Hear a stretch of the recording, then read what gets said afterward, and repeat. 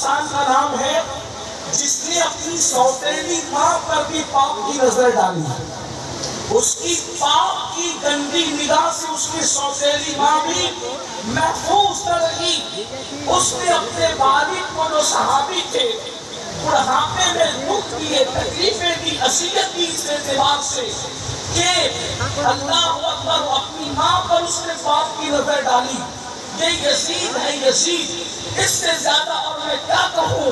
یہ اتنا ہی نہیں بلکہ اس نے کعبۃ اللہ پہ پتھر برسوائے، پتھر مارے گئے کعبۃ اللہ پر.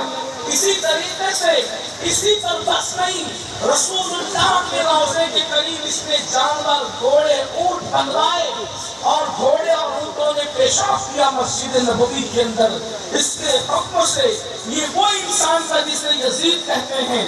آپ سوچتے ہوں گے کہ علماء اہل سنت یزید سے اتنی نفرت کیوں کرتے ہیں؟ وہ ماں پہ پاپ کی نظر ڈالنے والا، وہ رسول اللہ کے مدینے کی حرمت کو پامال کرنے والا، وہ کعبۃ اللہ کی حرمت کو پامال کرنے والا، اسے یزید کہتے ہیں. اور حسین کسے کہتے ہیں؟ حسین وہ ہے، اللہ اکبر، جس کو رسول اللہ نے اپنی گود میں اٹھایا، یعنی ماں کے شکم سے نکل کر. امام حسین کی عظمت کو سمجھو. ماں کے شکم سے نکل کر سب سے پہلے امام حسین کو ام الفضل کے بعد جس مرد کی گود پہ دیا گیا ہے وہ گود محمد رسول اللہ کی گود ہے.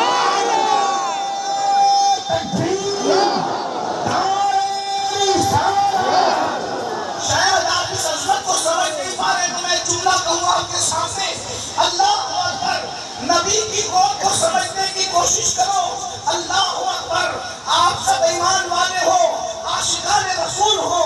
بولو، اونٹ کے چمڑے سے جو نالین بنتی ہے وہ نالین اگر ایک منٹ کے لیے نبی اپنے قدموں میں پہن لے، نبی اپنے قدموں میں پہن لے، نبی اپنے قدموں میں پہن لے تو ہم کہتے ہیں جو سر سے رکھنے کو مل جائے نال پاک حضور تو پھر کہیں گے کہ ہاں تاجدار ہم بھی ہیں.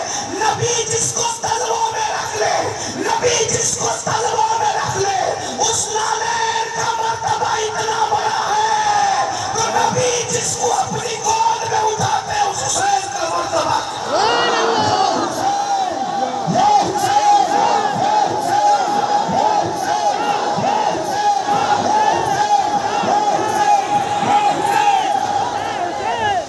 کتنی عظیم ہستی امام حسین، اور اتنے خوبصورت تھے، اتنے خوبصورت تھے کہ علامہ عبدالرحمن جامی اپنی کتاب میں لکھتے ہیں کہ امام حسین اتنے خوبصورت تھے، چہرہ ایسے چمکتا تھا کہ رات کے اندھیرے میں امام حسین کے چہرے کی روشنی میں لوگ جنگل میں راستہ طے کر لیا کرتے ہیں. سوچے کتنے خوبصورت ہوں گے. اسی لیے تو میرے امام نے کہا تیری نسل پاک میں ہے بچہ بچہ نور کا، تو ہے عین نور، تیرا سب گھرانہ نور کا.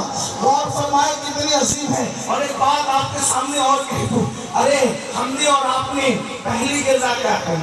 ہمیں پہلا کھانا کھانے کو کیا ملا؟